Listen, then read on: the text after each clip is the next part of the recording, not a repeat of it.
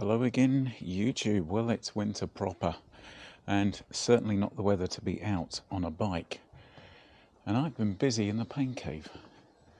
Let me give you a quick look at what I've done.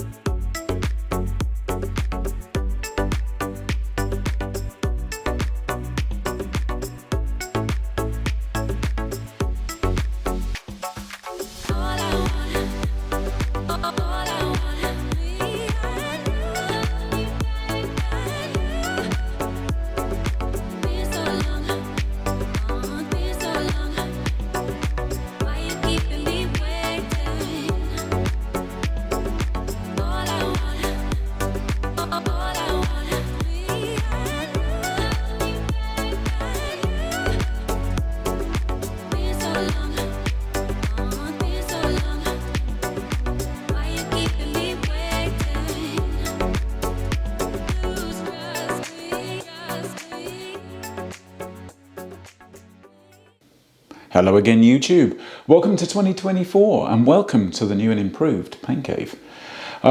This is a place where since probably May of last year, I've spent many hours and consequently it's somewhere that I've invested in and will continue to use and continue to invest in. It's become my ultimate Pain Cave setup. And I've made a little video series on that, on the kit that I've added to this. And this is kind of probably the last piece in that ultimate pain cave video. Now, don't get me wrong, this is a project. And if you've had a project car, you know that word project means never finished. So I will continue adding things to this and improving this. But what I want to do in this video is I want to give you an update on kind of where I am personally, where I've got myself to at the beginning of 2024, what my plans are for 2024, but more importantly, if you've got a pain cave, I want to talk you through some of the kit that I've added in here and some of the things that I've done in here that might be, I don't know, a good idea for your own pain cave if you have a dedicated space for training in. So let's begin with kind of where I got to personally. If you followed this channel, you know I've been on a bit of a journey back to fitness and away from fatness. By May of last year, my weight had reached 141 kilos, 141.6 to be exact, and I wasn't proud of it and I needed to do something about it, so I did. As I stand here today, after my 3-hour workout on Zwift this morning, I weighed in at 85.2 kilos. Happy enough with that. I raced Ironman at 85 kilos. So, you know, basically between May last year and January 2024, I've got myself back to arguably a racing weight. I'm not back to a racing fitness yet, but I'm certainly getting there, as I'm seeing from my Garmin numbers. And the one that really has moved the needle for me is the VO2 max. When I started this, I think I was in the bottom 10% or 20% from my age and gender. And right now, you know, if you look at, let me just share this Garmin screen here. You can see that my VO2 max is now superior, top 5% for my age and gender. So, you know, something's working right.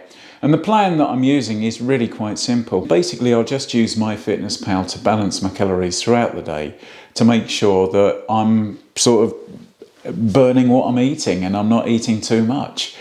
Now, MyFitnessPal is a bit of an acquired taste, and I think that you've got to be a certain type of personality to use it effectively. But I guess, fortunately, I am that type of personality. To achieve the weight loss that I've achieved, I set myself some pretty tough goals on it. I basically said to it, make me lose a kilo a week. Now, that's a tough goal, but I actually made it tougher on myself. You know, basically MyFitnessPal will go, okay, right, so you need this much calorie deficit to have lost a kilo every week. And then what I would do is I would add 500 calories to that to make sure that I was giving myself a good cushion. And this, I think, is the art of using MyFitnessPal. Do not believe that every package that you scan with it, the calories are going to be deadly accurate. Do not think that just because you can find, I don't know, a piece of steak or a piece of fish in there, that those calories are going to reflect that thing that you ate. I'd say give yourself a buffer, work within a buffer. So I gave myself a 500 calorie buffer every day to work within. Clearly it's worked for me. So let me tell you about the pain cave, because this is my personal ultimate pain cave. I think one of the incentives for training indoors for me personally was, if I cast my mind back to May when I was that heavy, there were a few things that kind of stopped me training properly outdoors. One, physical weight. In another video I've referenced the fact that I was probably too heavy for any of my road bikes, my carbon road bikes. So, I didn't want to be riding those. In fact, I was a little too heavy for the Wattbike. I think I was about 5 kilos over the max user weight for the Wattbike. But here's the difference. On the Wattbike, if something fails, it fails in a controlled environment indoors. You get off, you have a bad day, you get it fixed. Out on the road, if you're riding a road bike and you manage to, I don't know, crack a wheel or something like that, or crack a frame, you could have a much worse day and a much longer period of bad days afterwards. So for me, there was that controlled environment. I'll be honest with you, I also didn't feel very comfortable training outdoors. I didn't look good in Lycra, if I'm honest, or I didn't feel good in Lycra. In fact, when I used to come down to the pain cave here, I used to put on a big thick hoodie, probably a little bit like the one I'm wearing now, to cover up the fact that I was wearing Lycra under it. I was personally, I was embarrassed about it. So having the luxury of somewhere private like this to come, and I could just be a fat bloke on my watt bike burning off calories, fat bloke running slowly on the treadmill, it was all good for me. But also, I think the benefits of having a home training setup are consistency. I think one of the things that I've learned about weight loss is you've got to do it consistently, and I think this is why a lot of people probably fail, because we live in this buy now pay later world. We live in this world where everybody expects everything right here, right now, and they want it quickly. And you only have to look at YouTube and some of the advertising that comes up on Facebook. And the diet industry seems to be founded on selling people quick fixes. Now, you could argue that what I've done is probably quite a quick fix. It might have been quick, but it wasn't easy. And I think that's what people want these days. They want quick and easy together, and it just don't happen. It's about hard work. It's about hard work every day. And having an indoor training setup for me means that you can plan your training consistently, and you can make sure it happens, because I'll always try to train before work, but sometimes I have to train after work. The benefits of having a home training setup of any description, and that could just be, a portable setup, a laptop that you put in front of you on a turbo trainer or something like that. The benefits of having that are that you can be consistent with your training, and you can fit it in at some point in your day. So for me, I think a home training setup of any description is a real win, and I'd say that for anybody at any level. So casting my mind back to when I set this up, what I had in here to begin with was I had the Wattbike. I did have one big TV, and at the time I was running Zwift on Apple TV 4K. That's a really good solution. Zwift on the Apple TV 4K runs really well. Good experience, nice and solid connection, and an Apple TV 4K won't set you back too much money. So that to me, that was kind of my base setup. So that setup kind of evolved a little bit when I moved on from using a Apple TV 4K to a Mac Mini to run Zwift on. Now, again, that was a step up in performance. Zwift will run really nicely in 4K on a Mac Mini if you want to. And the Mac Mini is, as you saw in that little intro I did, kind of screwed to the wall behind. Nice, neat solution. The setup kind of evolved a little bit more when I added a 27-inch monitor over here, and the reason that I did that was that so that I could watch a bit of YouTube whilst I was on Zwift, and also I'd started to live stream, so I wanted somewhere I could run OBS over here whilst I was watching Zwift on the big screen here. It quickly became evident to me that that 27-inch monitor probably wasn't the best call. And the reason for that was, if anyone watched any of my sort of live streams, I really used to struggle to see any of the chat coming up on that 27-inch monitor. But also there was kind of the training aspect that when I jumped off a bike and got onto the treadmill to do a Zwift run, I always felt kind of cheated, you know, because then at that point I'd put Zwift over on the small screen in front of me on the treadmill. I'd put YouTube or something on here to watch, and I felt kind of cheated that there was just this little screen for me to run on. So over the Christmas holidays, I decided to spend some of the time that I had on my hands to invest in another big screen to go over here to match that big screen. And the benefit of that is that now, you know, when I do a Zwift run on the treadmill, I've got a lovely big avatar in front of me. It's just that little bit more immersive, I guess is the word. But even better if I do a live stream, and this is yesterday's live stream where I did my first individual Zwift race. If I do a live stream, I can now actually see the comments that are coming up on this big screen. And it probably sounds quite decadent, doesn't it, adding a big screen? These things aren't that much money these days. I mean, I think this was about 260 quid from Curry's or something like that. You can get them even cheaper than that if you want to.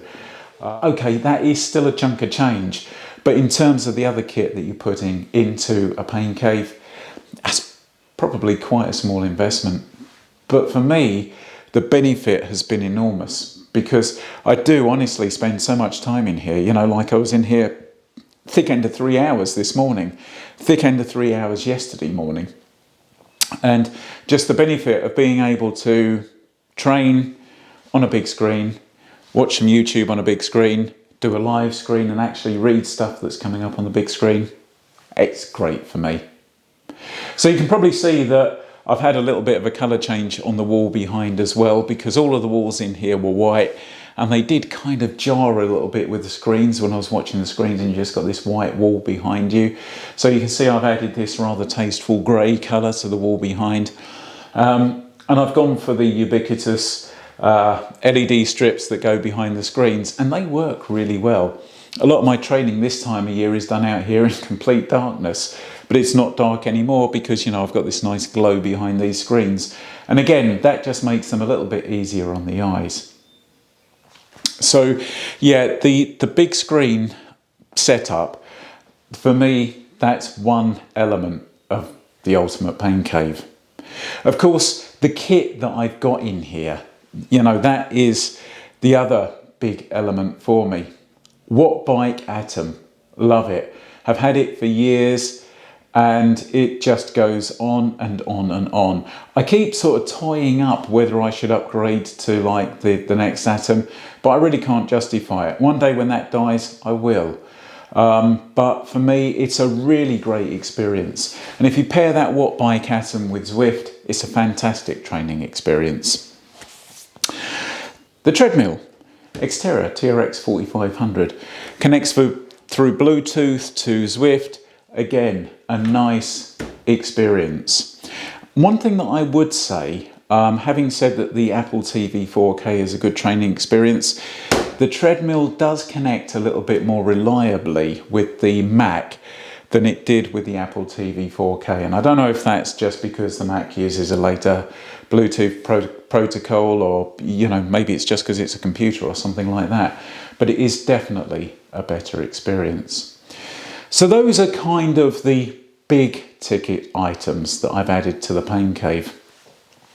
I've got a weights bench. So I've got this Men's Health weight bench with a preacher pad that I got from Argos, and I just used that with a set of dumbbells. Basically, I've got 2 sets of dumbbells so that I can keep one set up for when I need a heavier weight and one set up for when I want a lighter weight, you know, and again, it's just a little bit more time efficient. And like I say, you know, adding a little bit of resistance training into any training plan, I think, is an absolute must. You probably saw in another video that one of the other things that I added to the Pain Cave was that ridiculously expensive Wahoo Fan. Now, it was expensive. And I mean, you know, okay, what I said about the TV. You know, the TV and the fan, in the same ballpark, you know, give or take 10 or 20 quid. They cost the same amount of money. Which would you rather have? You know, if you said to me, which would you rather have? I think on balance, I might actually take the TV, because you can buy a fan quite cheaply off of Amazon, or there are much more cost-effective versions of the Wahoo Fan. Now, having said that, the Wahoo Fan for me is worth the money. I can come out here when it's really cold in the morning, and you do not need a fan on when you start training, but as soon as you start to get hot, I've got really good control over that fan just from my phone. If I want to be lazy, I can just set it up to pair with my heart rate belt. And I've got predetermined heart rate zones. It will figure out how hard I'm working, and when I start working really hard, it'll ramp up the fan for me, you know, and I think that's nice. Again, it's a luxury. But again, bear in mind, this was me building my ultimate pain cave, so that was just a nice addition to it. The last 3 things I'm going to talk about in here are probably things that you might not think of adding to a pain cave, but they've certainly added value for me. So the first of those kind of odd things that you wouldn't normally include in a pain cave that I want to talk about, you can't see, it's on the wall behind the TV and it's in the ground outside. Ethernet, okay? When the pain cave here is a good few meters from the house. In fact, it's a good few meters from the house, and it's even further from the main Wi-Fi router in the house. Now, I did set up a mesh Wi-Fi, and I was getting, what was I getting? I think I was getting something like 80 megabits per second or something like that down here. It was perfectly acceptable. You know, you could stream a movie on it. Zwift will run on 20 megabits per second if you want it to. But it was a little bit glitchy from time to time. So again, last year at some point, I said to myself, you know, I'm going to fix this. I'm going to bite the bullet, and I'm going to run an Ethernet cable out from the house to the pain cave. And I did. I ran Ethernet to my home office in the house, and then I extended that out through a 4-way switch out to the garden room here, and I've got another 4-way switch out here that divides out amongst the devices down here. It's transformed the internet at this end of the garden. I went from about 80 megabits per second to something like 900 megabits per second, just like that, as soon as I switched the switch on. So because you've got that wired connection, it's definitely going to be a better experience with Zwift. And because I do some things that are probably quite bandwidth heavy, like running Zwift and live streaming at the same time, or running Zwift and, you know, watching a video on YouTube and stuff like that, because I do those things simultaneously, I use the bandwidth, or I need the bandwidth, or the bandwidth benefits me. So I would say that, you know, if you've got a dedicated training space, if you can run Ethernet to your device that you're going to run Zwift on, you can even get a USB-C adapter and run it into a tablet. So, you know, just that increase in bandwidth and stability, I think, is definitely worth having. And now I've started doing a bit of racing on Zwift. Just knowing that I've got a rock stable internet connection, or a much more stable internet connection than I had before, I think that's a really big benefit for me. The other thing that I added just before Christmas, I'm leaning on right here, and it's this trainer table. Now, I'd been aware of these trainer tables for some time. In fact, Wahoo make one. And even though I bought their fan, I wasn't going to buy into the hype and buy their table. Their trainer table is about 250 quid. I picked this Lifeline one up from Wiggle for 69 quid. Now, it has, I think, since gone up with Wiggle. I think it's about 119. I think I got some sort of Black Friday deal on it or something like that. But you can get an almost identical one. In fact, it probably is identical apart from the badging from Planet X. The reason I went with Wiggle wanted £5 to deliver it, Planet X wanted £15 to deliver it. So they were both the same price at the same time. Wiggle got my vote. So now, like I say, I'd never really thought of buying one of these. I'd always just kept my keyboard and bits and pieces, remote controls and what have you, on a cheap music stand I bought off of Amazon, which was a trick somebody taught me years ago. You know, put your laptop on it or whatever you're training with. And it's a good solution. It's quite cheap. But I think that music stand cost me something like 30 quid. I've got in the house somewhere a busted Apple keyboard that fell off of that music stand because it was kind of top heavy and not designed really to have kit like this on it, more to have sheet music on it. So, you know, add in the cost of another keyboard and stuff like that, well, you can definitely justify the £69 for this table. But for me, this table has just been incredible bang for the buck. Not only do I have this lovely stable platform to put a keyboard, remote controls, headphones, Christ knows what on, I also can just wheel it out of the way if I want to. You know, if I'm sort of like getting involved and I just want to get down on the tri-bars, this will wheel out of the way quite nicely. It also, because it's on these feet, it will store really nicely over the Wattbike. So I can literally just push it way back over the bike. The bike and the table almost become one unit. It takes up hardly any space like that in comparison to, you know, the space that the bike's already taking up. And it's better than having this like cheap, odd music stand that I kept walking into and knocking over in front of the bike.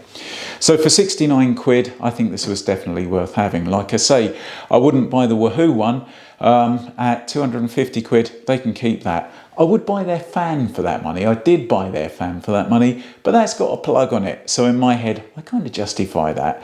But this table really has been bang for the buck. So the last thing I wanted to talk about really isn't something that leaps off the pages you as something you'd put into a pain cave, but it's this. This is a dehumidifier. Now this is something that we'd had in the loft for years. We bought it probably for the same reason that most people buy these things. Winter in the UK, drying clothes and stuff in the house just makes everything slightly nicer if you're pulling the moisture out of the air and putting it into a tank so you can tip it down the sink and not have it covering everything in the house. Anyway, we bought a slightly better tumble dryer and this thing went in the loft and we completely forgot about it. And that was until I started getting really serious with my training out here, and I noticed that in the morning, if I came out here and had a really good hard session on Zwift, everything would be just wet to the touch afterwards. And I wanted to do something about that. And I remembered the dehumidifier and pulled it out the loft and thought, I'll give it a go down here. Nothing ventured, nothing gained. So I pulled it out the loft and I thought to myself, I'll give it a go down here and see if it makes any difference. And man, what a difference it has made. I put this on when I start training in the morning, and I'll leave it running probably for an hour or so after I finish training. And what I notice is that when I'm training, the air is obviously slightly less humid than it would be, and that makes it just ever so slightly more comfortable to train in. I still get sweaty, you're not going to avoid that because you're not training hard enough if you're not getting sweaty. But it's hard to explain. I don't get as sweaty. Maybe that's because I'm thinner or something like that, but it's definitely more comfortable. But for me, the real benefit is, I'll go and have a shower and I'll come out here, everything is dry to the touch. Whereas before, you know, I'd go and have a shower and come out here and I'd be wiping stuff down and thinking, Jesus, you know, I'm wiping moisture off the top of this. What I can't see is the moisture that's got inside it. So here's the dehumidifier, which I keep down next to my fan. This was completely empty this morning before I started training. And for reference, I did the Zwift Innsbruck Achterbahn course, which was about just a shade under 2 hours. And let's have a look and see how much water we got out. So let's take this outside.